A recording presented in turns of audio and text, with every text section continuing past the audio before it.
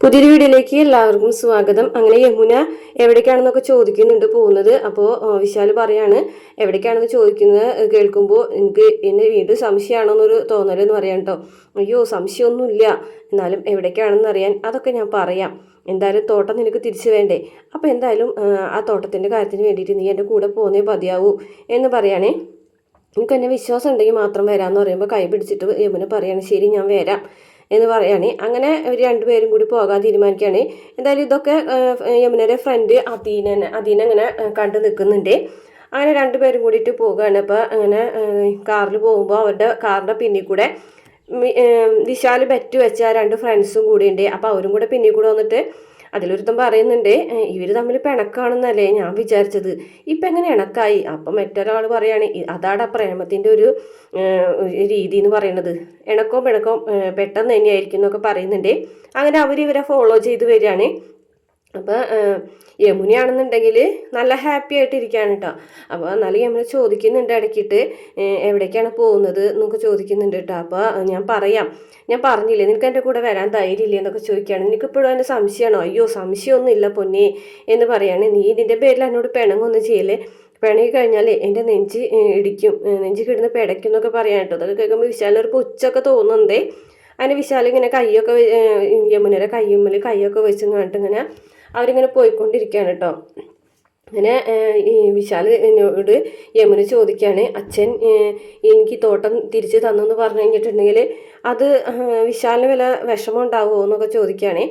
ഈ സമയത്ത് വീട്ടിലാണെന്നുണ്ടെങ്കിൽ ശാരദ അങ്ങോട്ടും ഇങ്ങോട്ടും നടക്കുകയാണ്. യമുനരെ ഫോണിലേക്ക് വിളിച്ച് നോക്കുന്നുണ്ട്, ഫോൺ കിട്ടുന്നില്ല.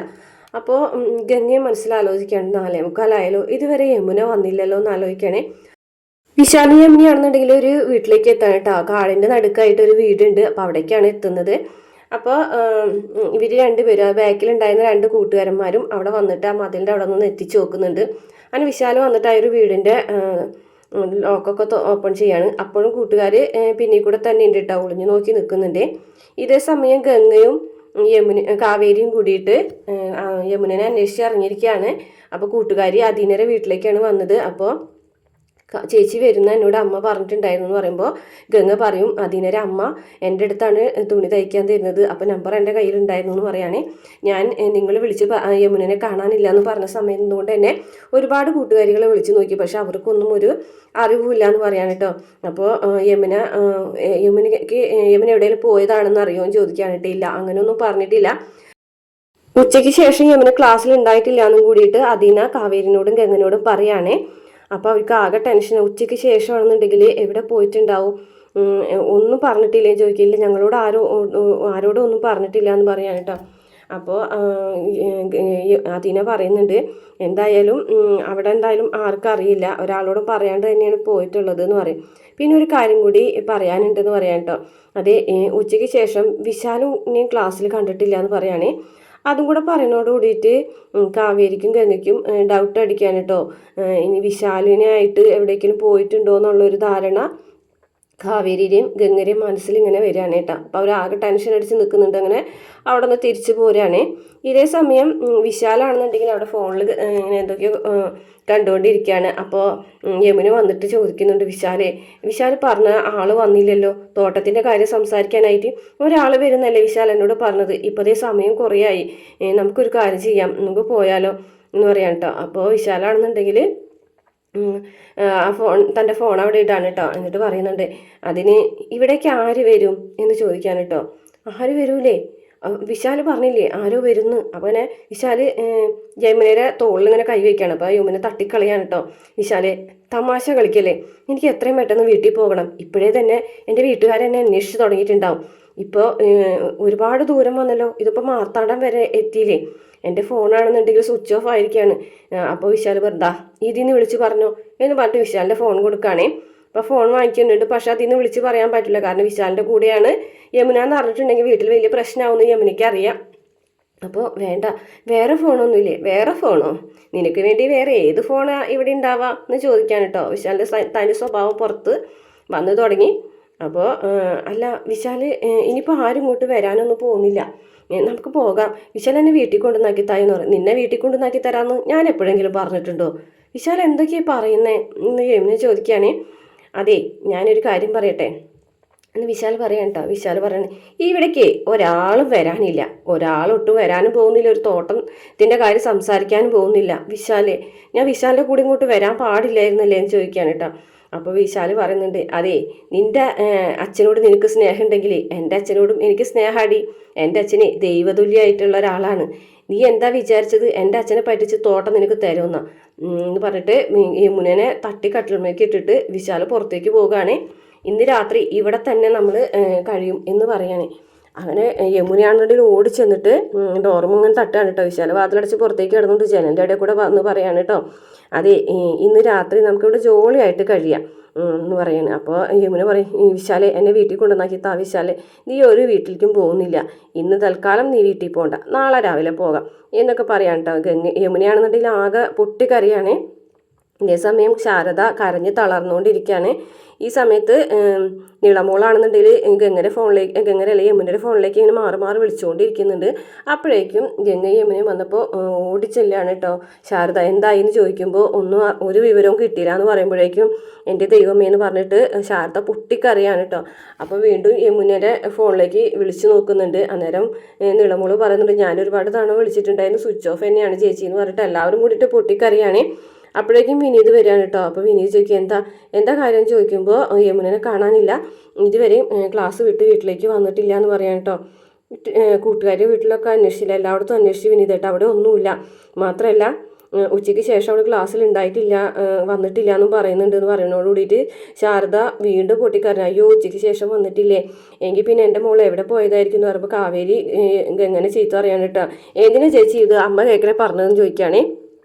അല്ല പറയാതിരുന്നിട്ട് എന്താ കാര്യം എന്ന് ചോദിക്കുകയാണെ. മാത്രമല്ല വിശാലിനെയും കൂടിയിട്ട് കാണാനില്ല എന്നുള്ള കാര്യം പറയുന്നില്ല കേട്ടോ. അപ്പോൾ ശാരദ കേൾക്കാതിരിക്കാൻ വേണ്ടിയിട്ട് മോനെ വിനീതേ എൻ്റെ മോളെ എങ്ങനെയെങ്കിലും കണ്ടെത്തിത്ത അമ്മായി വിഷമിക്കല്ലേ, ഞങ്ങൾ എന്തായാലും ഗംഗയെ അന്വേഷിച്ച് കണ്ടുപിടിച്ചിട്ട് കൊണ്ടുവരും ഉറപ്പായിട്ടും, അമ്മായി ടെൻഷൻ അടിക്കണ്ടെന്നൊക്കെ പറഞ്ഞിട്ട് ശാരദനെ നിളമോളൊക്കെ ആശ്വസിപ്പിച്ചിട്ട് അവർ 3 പേരും കൂടെ പുറത്തേക്ക് ഇറങ്ങുകയാണേ.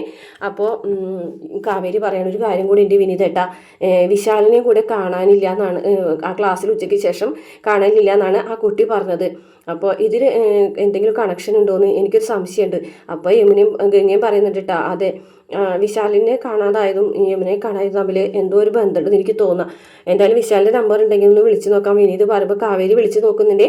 അപ്പോൾ ഫോൺ സ്വിച്ച് ഓഫ്. അപ്പോൾ ഗംഗ പറയുന്നത് എന്താ എല്ലാവരും ഫോൺ സ്വിച്ച് ഓഫ്, എന്തോ പ്രശ്നമുണ്ട് എന്ന് പറയുകയാണെ.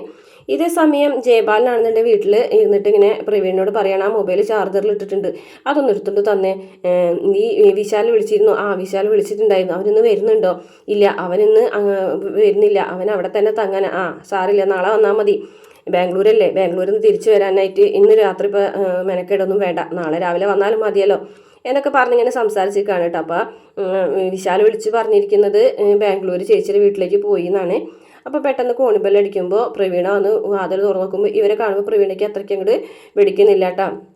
അപ്പോൾ ഞങ്ങൾക്ക് വിശാലിനെ ഒന്ന് കാണണമായിരുന്നു എന്ന് പറയുകയാണേ. അപ്പോൾ ജയപാലേട്ടാ ഒന്ന് ഇങ്ങോട്ട് വന്നേ എന്ന് പറഞ്ഞിട്ട് പ്രവീൺ അങ്ങനെ വിളിക്കുകയാണ് കേട്ടോ. എന്താ ഞങ്ങൾക്ക് അകത്ത് കയറാൻ പാടില്ലേ?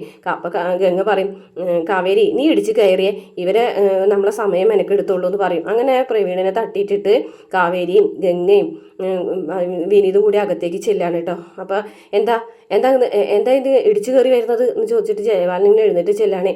ഞങ്ങൾക്ക് വിശാലിനെ ഒന്ന് കാണണം എന്ന് പറയാം കേട്ടോ. വിശാലിനെ കാണാനോ? എന്തിന് വിശാലിനെ കാണണം? അതൊക്കെ ഞങ്ങൾ വിശാലിനോട് ചോദിച്ചോളാം എന്ന് പറയാം കേട്ടോ. അപ്പോൾ വിശാലിനെ കാണാനൊന്നും പറ്റൂല എന്ന് പറയുകയാണ്. അപ്പോൾ ഗംഗ പറയാണ് അതെ ഞങ്ങളുടെ അനിയത്തി യമുനയെ കാണാനില്ല, അതിൽ വിശാലിന് എന്തെങ്കിലും അറിവുണ്ടോ എന്ന് ചോദിക്കാൻ വേണ്ടിയിട്ട് വന്നതാണെന്ന് പറയും കേട്ടോ. അപ്പോൾ പറയും നിങ്ങളുടെ അനിയത്തി യമുനയെ കാണാനില്ലാത്തതിന് വിശാലിനെ ചോദിക്കേണ്ട കാര്യം എന്താണെന്ന് പറയും കേട്ടോ. അപ്പോൾ വിനീത് പറയും അതെ വിശാൽ എവിടെ ഉണ്ടെന്ന് പറഞ്ഞു കഴിഞ്ഞാൽ കണ്ടിട്ട് പോകും, അതല്ലാന്നുണ്ടെങ്കിൽ നീ എന്ത് ചെയ്യടാന്ന് ചോദിച്ചിട്ട് കഴുത്തിന് പിടിക്കാൻ കേട്ടോ വിനീത് തിരിച്ചും കഴുത്തിന് പിടിക്കുന്നുണ്ടാ എന്ന് വിനീതിനെ വിളിക്കുമ്പോഴേക്കും നിങ്ങളധികം ഷോയൊന്നും ഇറക്കണ്ടെന്ന് പറഞ്ഞിട്ട് വിനീതും ദേഷ്യപ്പെടുന്നുണ്ടേ.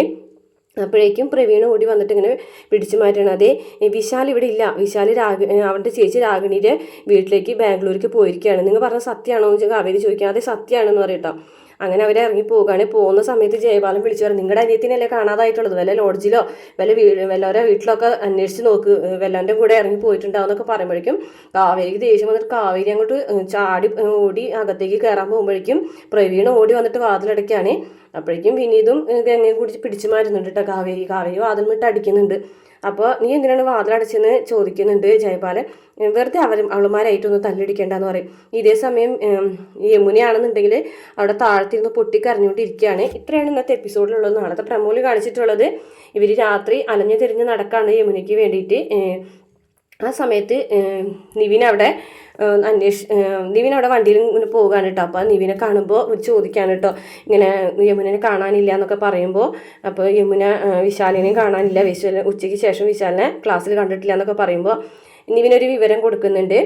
വിശാൽ എൻ്റെ കാറ് ചുരം ഇറങ്ങി പോകുന്നത് കണ്ടു എന്ന് എൻ്റെ ഒരു കൂട്ടുകാരൻ CCTV ക്യാമറ കണ്ടിട്ട് എന്നോട് പറഞ്ഞു എന്ന് പറയുകയാണ്. അപ്പോഴേക്കും ഇവരൊക്കെ ഒരു ആശ്വാസമാവാണ് കേട്ടോ. അങ്ങനെ ഒരു ലാസ്റ്റ് മാർത്താണ്ഡത്തേക്ക് എത്താണ് കേട്ടോ, ആ ഒരു വിശാൽ പോയ സ്ഥലത്തേക്ക്. ഇതേ സമയം വിശാൽ ഉപദ്രവിക്കാനായിട്ട് യമുനനെ ഉപദ്രവിക്കാനായിട്ട് ശ്രമിക്കുന്നുണ്ട്.